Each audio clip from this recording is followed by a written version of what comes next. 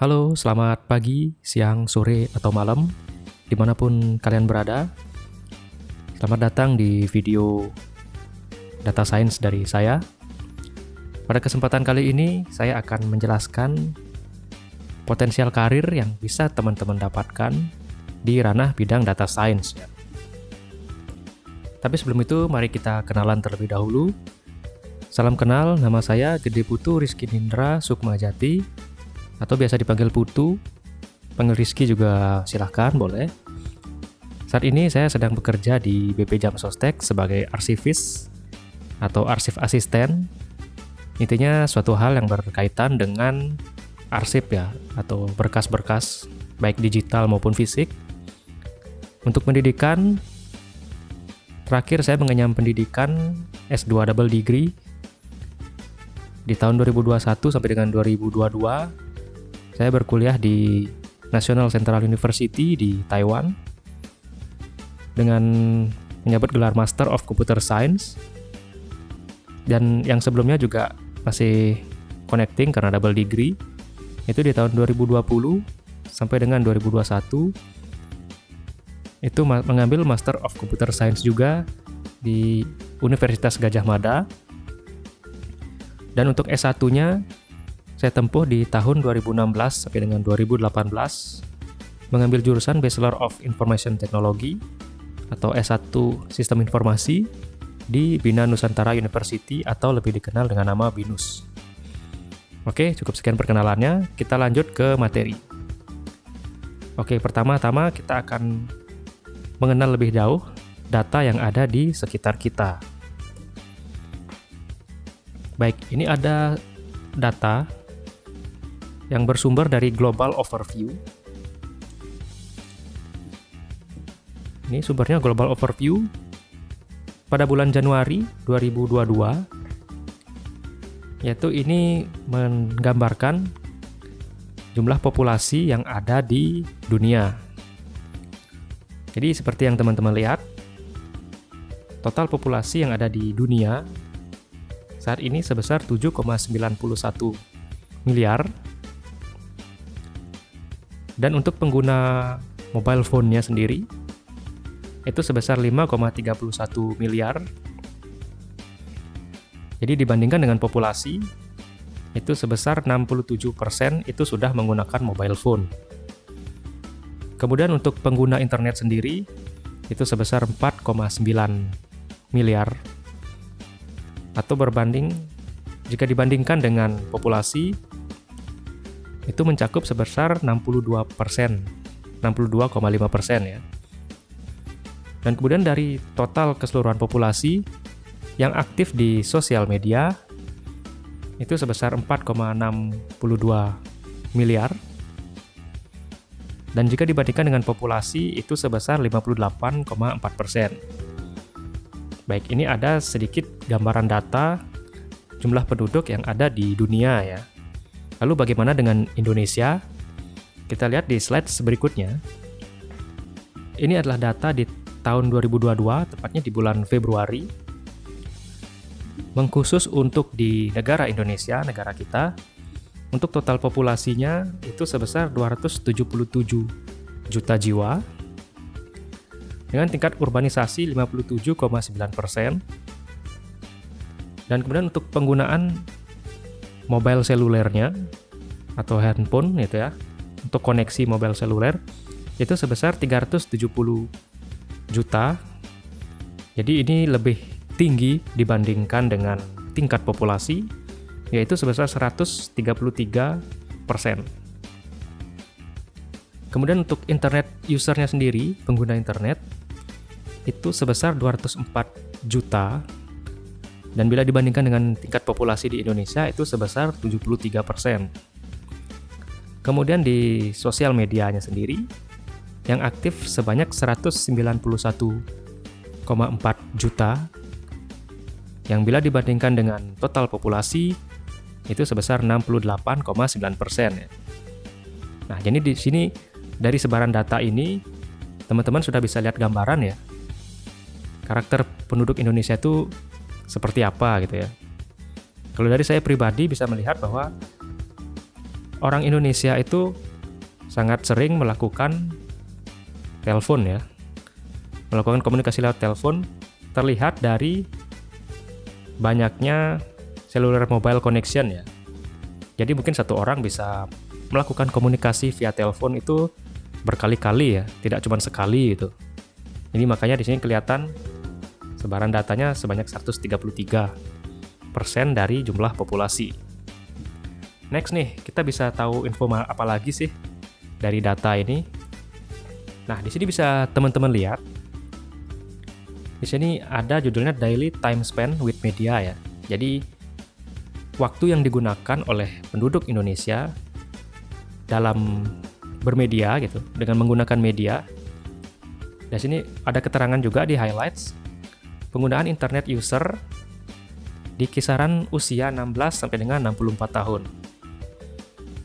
Oke, jadi di sini untuk keseluruhan di bagian kiri atas, jadi teman-teman bisa lihat waktu yang digunakan untuk menggunakan internet itu sebanyak 8 jam 36 menit ya, 8,5 jam. Namun kalau teman-teman perhatikan, jumlah ini berkurang dari tahun sebelumnya. Jadi berkurang sekitar 16 menit atau sebanyak 3%. Kemudian lanjut lagi, dari 8 jam itu, ternyata 2 jam 50 menit itu digunakan untuk menghabiskan waktu menonton televisi, baik yang broadcast maupun yang streaming. Ini juga mengalami penurunan dari tahun sebelumnya itu sebanyak 0,6%.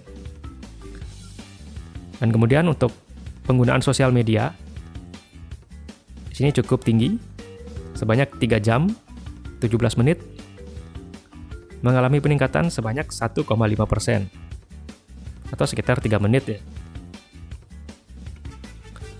Kemudian waktu yang dihabiskan untuk membaca media, baik itu online dan physical print ini secara fisik gitu, itu sebesar 1 jam 47 menit, bertambah ya, pertambahannya sebesar 9 menit atau 9,2%. Kemudian ada juga waktu yang dihabiskan untuk mendengarkan musik streaming, itu sebanyak 1 jam 40 menit. Nah, di sini peningkatnya cukup tinggi, sebanyak 11% atau sekitar 10 menit. Kemudian ada juga yang mendengarkan radio, itu hanya 37 menit, namun pertumbuhannya cukup signifikan, sebanyak 12% ya dari tahun ke tahunnya. Itu sebanyak 4 menit. Lalu ada juga yang mendengarkan podcast, itu sebanyak 55 menit, dan ini meningkat cukup tinggi, 25%, atau sebanyak 11 menit. Dan yang terakhir ada penggunaan waktu untuk memainkan game. Jadi yang bermain game di sini sebanyak 1 jam 19 menit. Atau bisa dari tahun ke tahun perubahannya sebanyak 3,9%. Oke, dari sebaran data ini teman-teman bisa tarik kesimpulan lagi nih. Jadi masyarakat Indonesia itu sepertiga waktunya itu habis untuk menggunakan internet dan kebanyakan untuk penggunaan sosial media ya. Jadi kita bisa lihat dari sebaran data ini. Jadi penggunaan sosial media itu sebanyak 3 jam 17 menit ya. Jadi ya mungkin relate dengan kondisi sekitar dari teman-teman. Banyak yang suka buka Instagram, TikTok, WhatsApp dan lain sebagainya itu ya. Itu termasuk sosial media. Oke, next. Ada data apa lagi sih yang banyak? Nah, di sini ada sebaran data, yaitu most visited website, atau website yang sering dikunjungi oleh masyarakat di Indonesia gitu ya. Nah, di sini untuk keterangannya adalah berdasarkan total bulanan dari traffic di tahun 2021. Oke, yang pertama di sini masih google.com ya. Ya, kita memang sudah nggak asing lagi dengan website ini. Jadi nyari apapun di Google dan lain sebagainya. Kemudian dilanjutkan peringkat kedua ada YouTube. Kemudian di peringkat ketiga ada Detik. Jadi bisa dibilang masyarakat Indonesia masih suka melihat berita gitu ya. Jadi ada website portal berita di sini.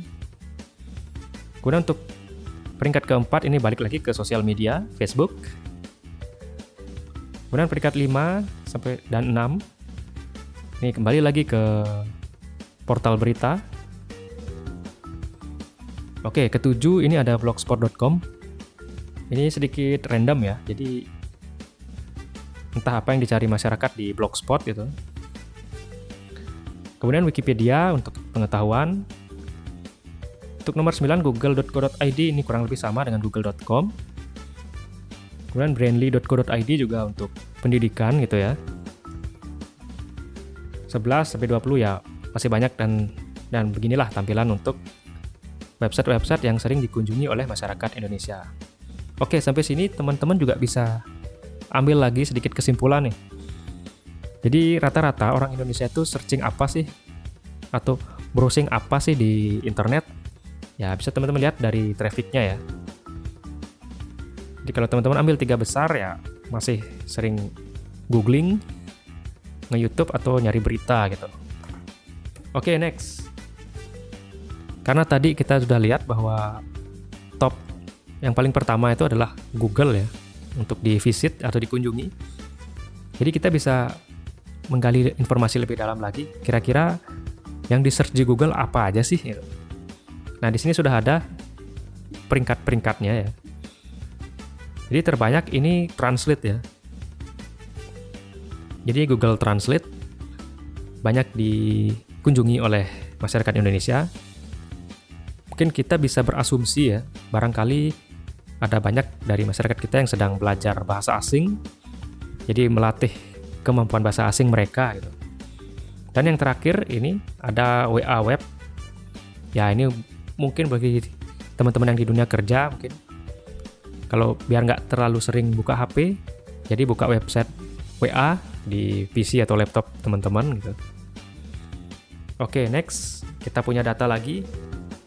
Nah, tadi bisa kita lihat ya kalau flashback sebelumnya. Jadi penggunaan internet di Indonesia itu rata-rata digunakan untuk sosial media. Selanjutnya kita bisa berkembang lagi nih pemikiran kita.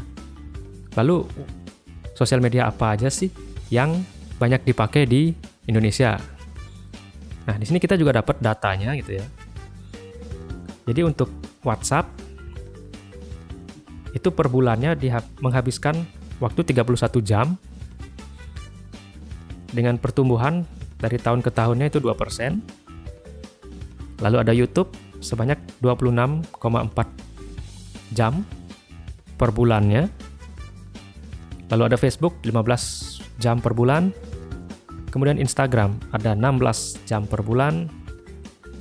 Dan TikTok itu sebanyak 23 jam per bulannya.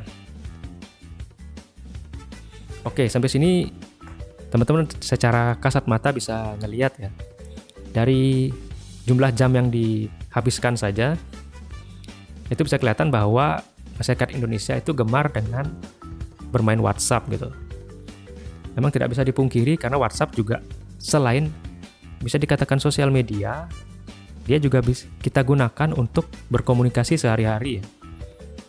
Mungkin kalau teman-teman di luar Indonesia mungkin nggak akan menggunakan WhatsApp ya, seperti pengalaman saya di Taiwan gitu. Rata-rata orang itu menggunakan Line untuk berkomunikasi ya. Bahkan nggak jarang waktu saya zaman kuliah juga menggunakan Facebook gitu ya. Jadi jarang sekali mereka menggunakan WhatsApp. Nah, di sini kalau teman-teman jeli melihatnya juga, di sini ada pertumbuhan yang cukup signifikan dari TikTok. Jadi setiap tahunnya pertumbuhannya sebanyak 67% ya. Jadi mungkin kita dapat kesimpulan lagi dari tahun ke tahun, pengguna TikTok itu makin berkembang di Indonesia dan banyak orang yang sekarang lebih mengakses TikTok ketimbang sosial media yang lainnya. Seperti misalnya kalau kita bandingkan dengan Instagram ya. Dan Facebook apalagi yang mungkin kita bisa rasakan sudah mulai ditinggalkan oleh penggunanya. Dan sekarang bisa dibilang TikTok, dengan melihat data seperti ini kita bisa bilang bahwa TikTok mulai memiliki banyak user di Indonesia gitu ya. Mungkin karena kita bisa berasumsi bahwa masyarakat Indonesia butuh hiburan berupa video-video singkat biasanya, atau ya melihat banyak-banyak video lah di sana gitu. Itulah mungkin sedikit asumsi yang bisa kita kembangkan ya, kenapa TikTok jadi makin berkembang di sini. Oke, itu tadi sedikit gambaran dari data yang kita miliki di sekitar kita ya. Oke, mungkin dari paparan data yang tadi saya sampaikan gitu, mungkin sedikit bisa kita tarik kesimpulan atau asumsi dari sebaran data itu. Kita sudah punya gambaran ya, sedikit karakter masyarakat Indonesia itu. Jadi dari banyaknya populasi di Indonesia itu, jadi kebanyakan masyarakatnya itu gemar menggunakan sosmed dan dominan adalah di WhatsApp dan TikTok gitu ya. Jadi banyak, bisa dibilang TikTokers itu mulai banyak di Indonesia gitu. Oke, lanjut kita ke materi selanjutnya, yaitu apa sih itu data science gitu ya. Oke, sebelum menjawab pertanyaan itu, di sini di bagian kanan teman-teman bisa lihat ini adalah step by step yang akan dilalui oleh data scientist ya, atau proses dari data science itu sendiri. Pertama itu diawali dengan data acquisition, atau bisa dibilang mengambil datanya terlebih dahulu gitu ya. Jadi setiap studi kasus selalu ada data-data yang relate untuk digunakan. Jadi hal pertama yang harus dilakukan oleh data scientist adalah mengakuisisi data atau mengambil data yang cocok dengan studi kasusnya masing-masing. Contohnya untuk memprediksi stroke, itu teman-teman perlu riwayat kesehatan. Kemudian jika studi kasusnya teman-teman memprediksi kebangkrutan perusahaan atau performa perusahaan, teman-teman butuh yang namanya laporan keuangan perusahaan, seperti itu. Oke, setelah mendapatkan data, dilanjutkan dengan data preparation. Data preparation lebih ke kita melakukan pembersihan data. Jadi kalau studi kasus di dunia nyata gitu ya, terkadang data yang kita terima itu tidak langsung bersih, tidak rapi gitu ya. Kadang ada juga data yang value-nya masih kosong, datanya isinya tidak sesuai dengan format gitu. Kadang ada yang formatnya angka tapi isinya berupa string atau huruf gitu ya. Nah, itulah di data preparation ini tugas seorang data scientist gitu. Kita akan membersihkan datanya terlebih dahulu supaya data itu siap dipakai untuk pemodelan ya, untuk di step selanjutnya. Oke, atau ini bisa dikenal dengan data preprocessing. Lanjut, setelah data preparation, teman-teman masuk ke data analisis ya. Jadi data itu teman-teman analisa gitu. Di sini teman-teman harus latih intuisi teman-teman melihat dari beberapa fitur yang ada di data itu, kira-kira mana yang diperlukan, mana yang bisa untuk disisihkan atau dibuang gitu ya. Jadi teman-teman harus perhatikan atau gunakan insting atau intuisi teman-teman gitu. Jadi terkadang tidak semua fitur itu perlu digunakan. Jadi disinilah pandai-pandainya teman-teman menggunakan intuisi atau insting teman-teman untuk memilah fitur-fitur mana yang teman-teman gunakan. Karena kedepannya itu akan berpengaruh juga terhadap hasil dari pemodelan teman-teman. Lanjut ke tahap data modeling ya. Jadi untuk data modeling sendiri ya, itu kita membuat model dari data yang sudah bersih sebelumnya, yang sudah teman-teman analisa juga dari mulai pemilihan fitur dan lain sebagainya. Kemudian dibuat data modeling ini lebih ke mengimplementasikan algoritma yang teman-teman gunakan. Dan di sini perlu diperhatikan, jangan sampai teman-teman keliru menggunakan algoritmanya. Jadi kalau studi kasus teman-teman klasifikasi, gunakanlah algoritma klasifikasi. Kalau studi kasus teman-teman adalah time series, gunakanlah algoritma time series. Oke, next selanjutnya di tahap visualization ya, atau ditampilkan datanya, hasil datanya, pemodelannya itu. Jadi di sini teman-teman bisa tahu performa dari algoritma yang teman-teman gunakan gitu. Nah, kalau sudah, teman-teman bisa deploy, di launching istilahnya. Kalau dirasa modelnya itu sudah bagus ya, sudah memenuhi standar teman-teman atau standar perusahaan kalau teman-teman bekerja di perusahaan nantinya. Kemudian jangan lupa untuk di-maintain. Ya, seperti yang kita ketahui, data itu tiap tahunnya tentu pasti akan bertambah dan akan selalu ada algoritma baru yang lebih powerful ke depannya gitu ya. Jadi jangan sampai mentok di satu model saja. Di sini tugas teman-teman itu memaintain model teman-teman. Jadi jangan sampai ketinggalan zaman gitu. Oke, lanjut. Nah, sekarang kenapa sih kita harus belajar data science gitu ya? Yang pertama, data itu bisa menjadi fuel of 21 century atau bisa menjadi bahan bakar di abad 21 ya. Jadi kedepannya data itu akan menjadi sangat penting. Jadi barang siapa yang punya data yang lebih banyak, dia bisa lebih unggul dibandingkan yang lainnya. Kemudian yang kedua, problem of demand and supply. Jadi kebutuhan yang sangat tinggi di perusahaan, namun masih sedikit orang yang menguasainya gitu. Jadi di sini sangat potensi banget buat teman-teman kalau bisa menguasai ilmu ini. Jadi chance atau kesempatan teman-teman untuk di hire oleh perusahaan itu sangat tinggi. Kemudian inilah salah satu lucrative career atau karir yang sangat menjanjikan untuk kedepannya. Karena balik lagi masih sedikit yang menguasainya. Jadi inilah kesempatan teman-teman untuk menguasai ya, balik lagi saya bilang, supaya teman-teman bisa mendapatkan karir yang cemerlang ke depannya. Dan next, data science is changing the world. Jadi data science itu ini merubah cara orang untuk bekerja, belajar, dan beraktivitas ya. Jadi banyak yang telah diubah oleh data science. Tidak menutup kemungkinan ke depannya juga orang itu akan mempelajari data gitu ya. Jadi mereka akan merubah pola kerja, pola belajar, dan aktivitas lainnya gitu. Baik, lanjut. Ini adalah beberapa penerapan dari data science. Yang pertama ada di e-commerce. Jadi umumnya diterapkan penggunaannya tuh di recommending produk atau rekomendasi produk dan mengidentifikasi konsumen gitu ya.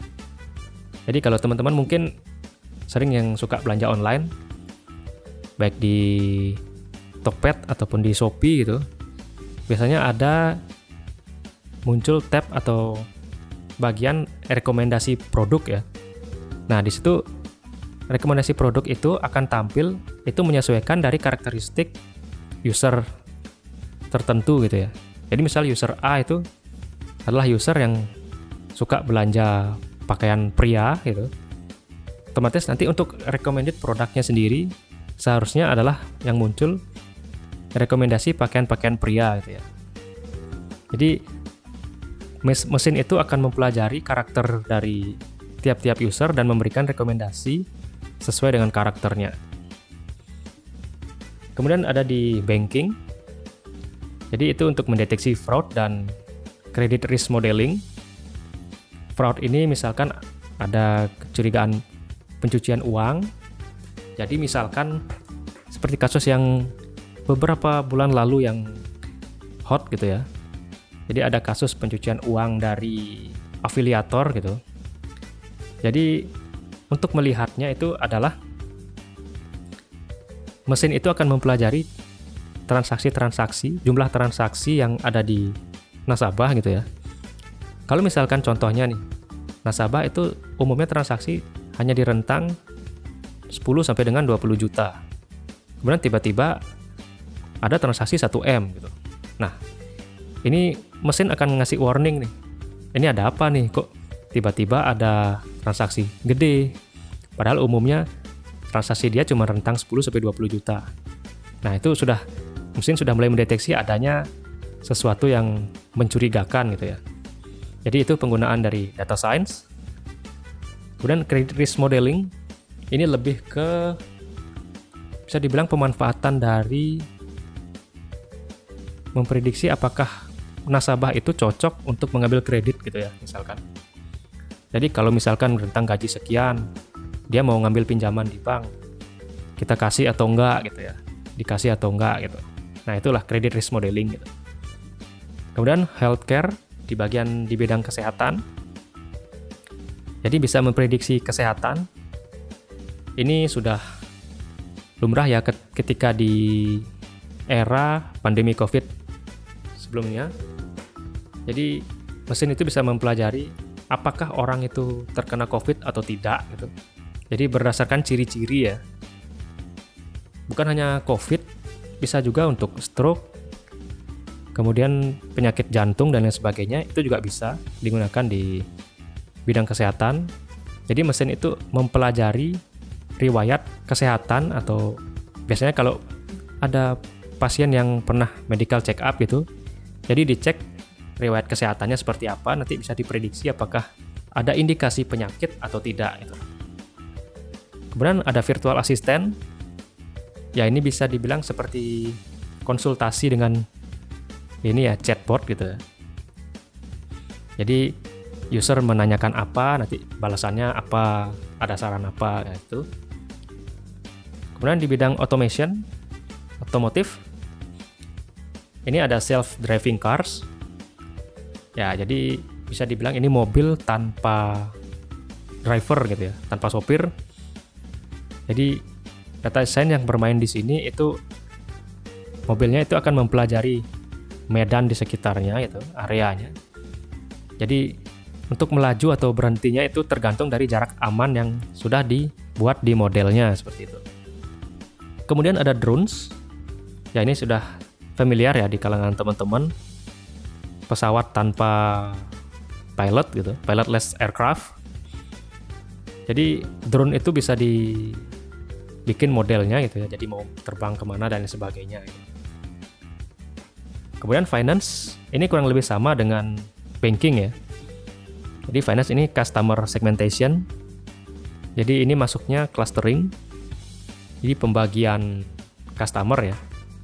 Jadi mungkin bisa dibagi jadi 2 customer gitu. Customer yang crazy rich atau yang normal gitu misalkan gitu. Jadi lebih banyak mana nih, orang yang crazy rich atau yang normal. Kemudian risk analytic ini kurang lebih sama dengan credit risk modeling ya. Jadi memitigasi risiko-risiko yang mungkin terjadi gitu di area finance. Baik, selanjutnya kita akan membahas bagaimana cara memulai karir di data science dan machine learning. Yang pertama, teman-teman bisa mempelajari statistik. Jadi kalau teman-teman udah di bidang statistik, bisa dibilang ini sedikit tambahan keuntungan buat teman-teman.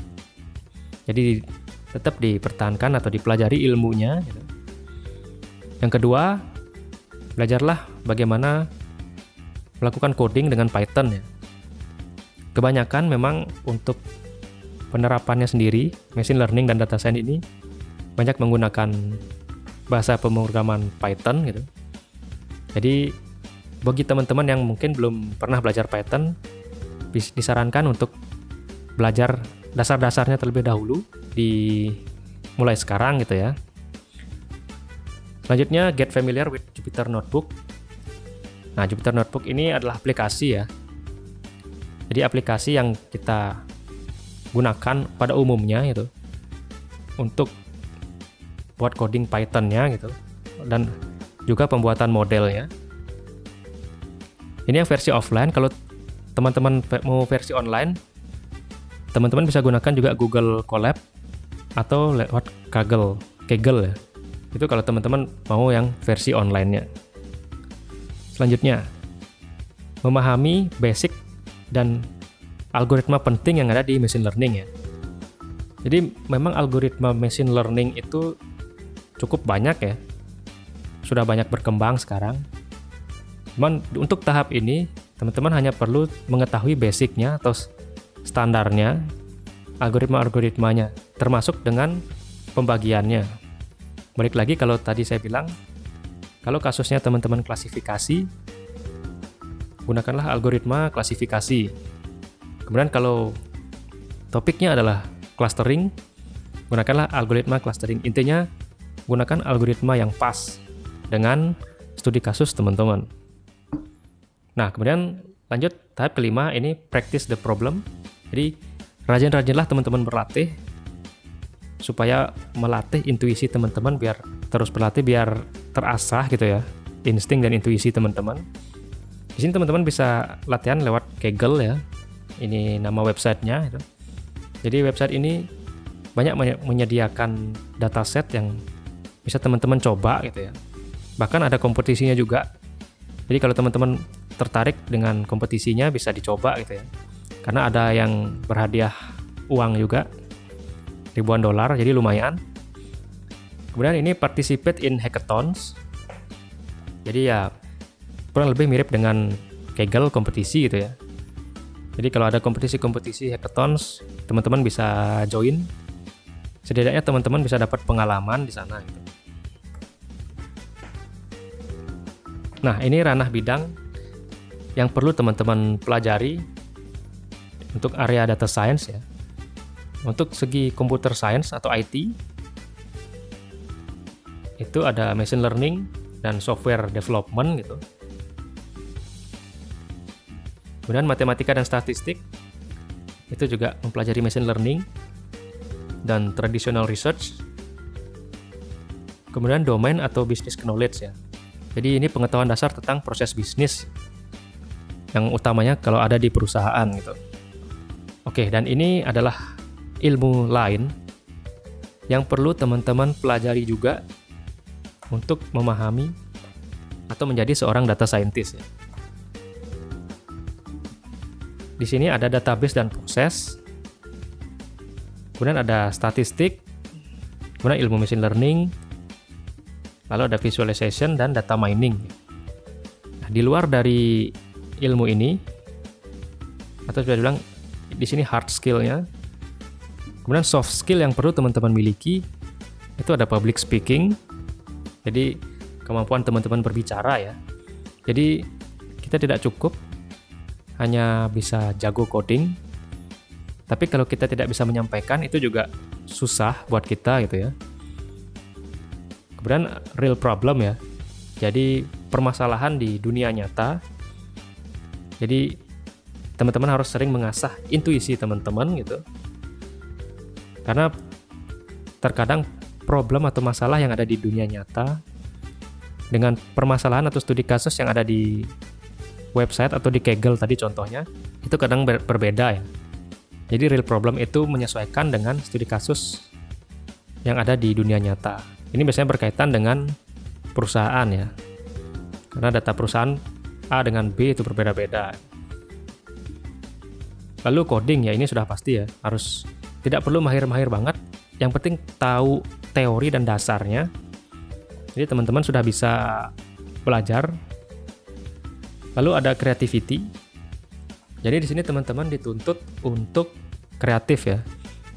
Jadi karena untuk menjadi data scientist itu kasus A dengan kasus B walaupun topiknya sama, belum tentu untuk mengolah datanya itu juga sama gitu.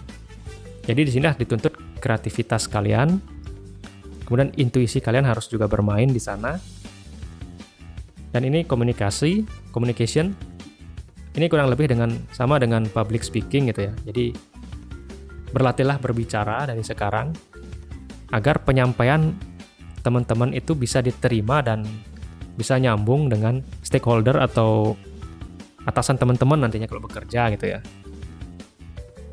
Oke, ini the science of data science ya. Ini kayak ibaratnya seni dari data science gitu. Jadi yang pertama business understanding ya. Jadi pahamilah problem dasar dari studi kasus teman-teman gitu. Kemudian data exploration.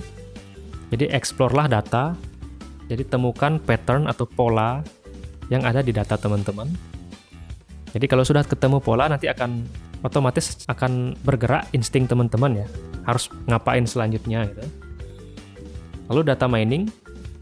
Jadi koleksilah data teman-teman dari sumber yang berbeda. Ini maksudnya mencari referensi sebanyak-banyaknya ya. Jadi jangan sampai kita kekurangan data untuk membuat model itu akan sangat susah ke depannya ya. Kita tidak bisa mengetahui model itu baik kalau data kita sangat sedikit gitu. Nah, kemudian ini fitur engineering, cutting down the feature. Balik lagi, teman-teman dapat data, di data itu ada fitur dan nggak semua fitur itu bisa digunakan. Jadi, kembangkan atau mainkan lagi intuisi, insting teman-teman. Jadi, fitur mana sih yang perlu dipakai, fitur mana yang perlu dipertahankan, mana yang tidak. Lalu data cleaning, di sini teman-teman harus mendeteksi, mengkoreksi data-data yang korup atau yang tidak bagus ya. Jadi pembersihan data tadi. Jadi jika ada null value harus dihapus atau bisa diisi. Nah, itu balik lagi gunakan insting teman-teman. Kemudian predictive modeling. Jadi di sini machine learning finally comes into your data. Jadi di sini adalah step untuk mengimplementasikan model algoritma teman-teman. Kemudian yang terakhir data visualization ya. Jadi visualisasikan data yang atau model yang telah teman-teman buat sebelumnya. Dan fun fact-nya gitu ya, kebanyakan untuk proses data science itu sendiri lebih banyak di area data exploration sampai dengan data cleaning. Karena kita harus benar-benar mengerti data yang kita olah itu, dan tidak boleh sembarangan kita menggunakan data. Karena kalau teman-teman gunakan data yang kurang bersih atau belum bersih gitu ya, itu akan mempengaruhi performa dari model machine learning teman-teman. Jadi kebanyakan data scientist itu akan menguras waktunya di bagian data exploration sampai dengan data cleaning. Jadi sini harus jeli. Kembali lagi saya ingatkan, gunakan insting dan intuisi teman-teman ya, untuk memantapkan data teman-teman. Oke, dan berikut anatomi dari data scientist ini. Jadi kita mulai dari gaji deh. Jadi ini sumbernya. Rata-rata salary atau gaji yang teman-teman dapatkan sebagai seorang data scientist itu sebesar 120.000 USD atau kurang lebih 10.000 per bulannya. Nah, waktu saya di Taiwan dulu itu saya dapatnya itu Taiwan dollar ya, NTD. Itu per project dapat 21.000 atau sekitar 10 juta rupiah per projectnya. Jadi lumayan ya. Waktu itu saya dapat ngerjain project dari profesor gitu. Itu satu project, emang project dia kaitannya dengan perusahaan dan saya dapatnya sekian gitu. Jadi bisa teman-teman bayangkan lah, waktu itu saya masih belum lulus saja itu dapat project yang harganya itu price-nya lumayan gitu. Apalagi kalau teman-teman nanti beneran jadi data scientist gitu. Jadi nggak menutup kemungkinan teman-teman bisa dapat 120.000 USD per tahunnya. Tapi ini di USA ya. Kalau di Indonesia ya kurang lebih teman-teman bisa pakai patokan di harga Taiwan ini. Keuntungannya gitu. Jadi Harvard Business Review itu mengatakan ya, bahwa pekerjaan ini adalah pekerjaan terseksi, terbanyak diminati oleh orang-orang di abad ke-21 gitu. Jadi sangat diidam-idamkan gitu ya. Jadi kalau misalkan teman-teman bisa jadi data scientist dan syukur-syukur nih dapat pendapatan seperti ini, itu sangat mudah dari teman-teman itu. Misalkan mau menggait gebetan teman-teman itu ya untuk melanjutkan ke jenjang yang lebih serius itu lebih gampang ya. Itu menurut saya sih. Mudah-mudahan teman-teman bisa ngerti lah maksudnya. Nah, kemudian 94% lulusan data science itu sudah menemukan jobs itu sejak 2011 gitu. Ya bayangkan di tahun 2011 94% sudah mendapatkan pekerjaan. Jadi bisa dibilang lulusan data scientist itu banyak diserap oleh perusahaan gitu ya. Mungkin ini 6%-nya mungkin dia pengusaha gitu. Mau jadi pengusaha, yang pengusaha yang kaitannya dengan data science mungkin jadi content creator dan lain sebagainya, kita nggak tahu ya. Lanjut ke responsibilities, tanggung jawabnya gitu ya. Jadi tanggung jawab seorang data scientist itu melakukan research, penelitian gitu ya. Jadi lakukan penelitian, kemudian menyelesaikan masalah, Lalu membuat automation tools atau mesin otomatis ya, ini mesin learningnya gitu. Lalu yang terakhir, berkomunikasi dengan manajemen. Ya, jadi kalau teman-teman sudah melakukan penelitian dan menghasilkan sebuah penemuan gitu ya, jadi segera komunikasikan dengan manajemen ya, hasil temuan teman-teman gitu. Oke, lanjut untuk dari segi edukasi ya. Jadi sebanyak 88% dari seluruh data scientist itu mendapatkan gelar master atau S2 gitu. Kemudian untuk 46% data scientist telah memiliki gelar PhD, S3 gitu. Nah, jadi bisa dibilang kebanyakan data scientist itu S2 ya. Tapi kalau teman-teman S1 juga nggak masalah, selama teman-teman skillful atau memiliki skill yang mumpuni gitu. Oke, lanjut untuk skill keahlian yang harus dimiliki teman-teman.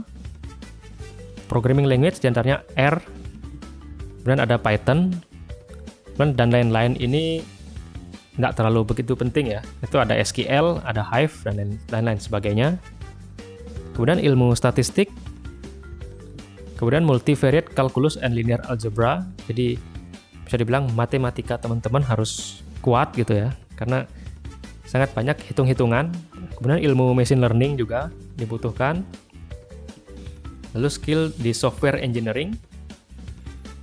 Kemudian skill untuk memvisualisasi dan berkomunikasi ya.